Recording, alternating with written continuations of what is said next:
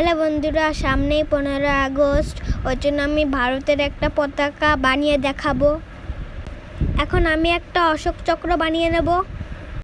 তারপরে আমি অশোক চক্রটা কেটে নিচ্ছি। আমি অশোক চক্র গোলটা কেটে নিয়েছি। এখন আমি অশোক চক্রের দাগগুলো দিয়ে নিচ্ছি। অশোক চক্রটা কমপ্লিট হয়ে গেছে। তারপর আমি পতাকার দাগগুলো দিয়ে নিলাম। আমি এখন পতাকাটা কেটে নিচ্ছি। তারপর আমি পতাকাটা অশোক চক্রের সাথে মিল করে দেখছিলাম হয়েছে নাকি। তারপরে আমি অশোক চক্রটা রং করে নিচ্ছি। তারপরে আমি পতাকাটা রং করে নিচ্ছি। পতাকাটা রং করা কমপ্লিট হয়ে গেছে। এখন আমি আঠা দিয়ে অশোক চক্রটা লাগিয়ে নেব।